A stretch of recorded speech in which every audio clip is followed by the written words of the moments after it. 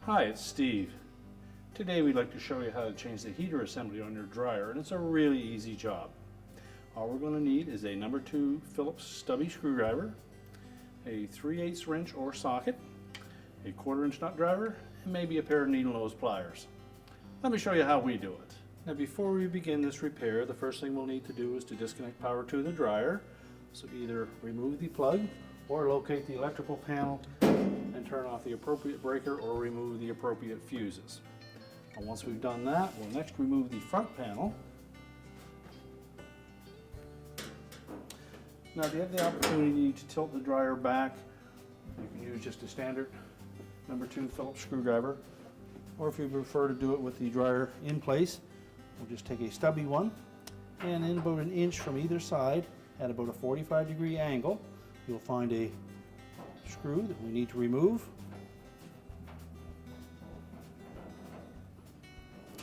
They're actually posi drive screws, but the Phillips will work sufficiently on them.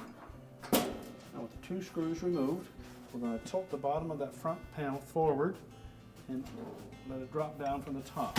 2 spring clips that will catch the bottom of the main top and hold it in place. And then carefully pivot that front panel to the side, or disconnect the wires to the door switch and remove it all together.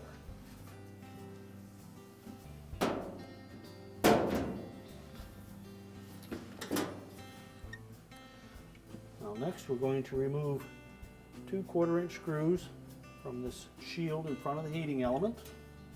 You just tilt up on it and release the tab at the top and just set that aside. Now next there's a single 1/4 inch screw that is located just inside the opening. Use caution when removing this, because we have a sharp metal edge at the top of that heater chamber. Now if you have difficulty accessing that screw with your nut driver, you can also use a 1/4 inch socket on a ratchet. There's one more screw, and it's located at the very back of the heater chamber, and it attaches that heating chamber to the outlet just below the idler wheel.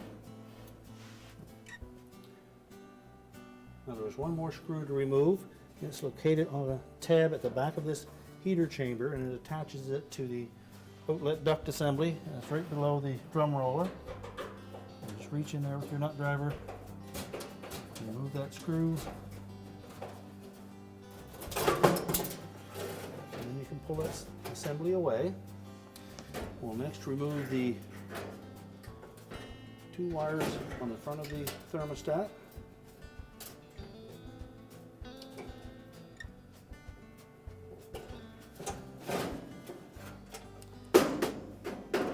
Then we can pull that whole heater assembly out.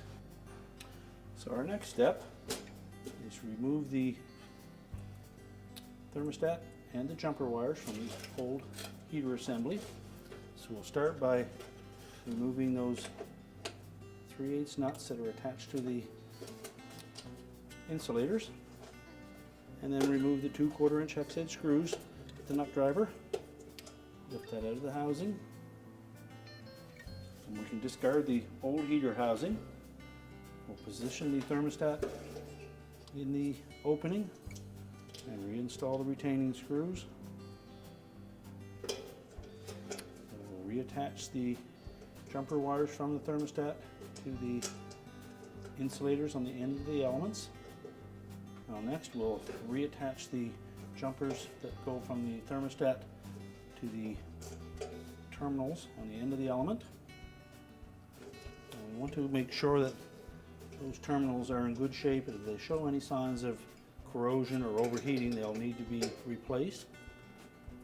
And use caution when tightening that 3/8 nut, that we don't over tighten it and crack the insulator, but we also need to make sure that it is very snug. If it's loose, it will cause an overcurrent condition and burn that wire. We have those reattached. We'll reinstall the housing into the outlet duct at the back. Now before we install that heating chamber back into the dryer, just make sure that the back end of it is nice and round, because that has to fit into that opening in the outlet duct assembly.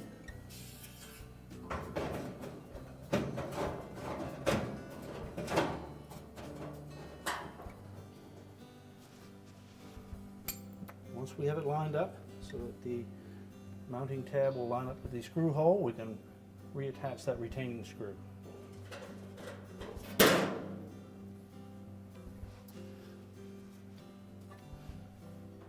Now next we'll install the single screw to the front of the element into the base. We can then reattach the two wires to the high limit thermostat. And again, make sure that they fit on very snugly and that there is no signs of any arcing or corrosion on those terminals or the thermostat. Well, next we'll reinstall the shield at the front of the element. So we're going to engage this little tab with the slotted opening in the top. And pivot it down and line up the two screws.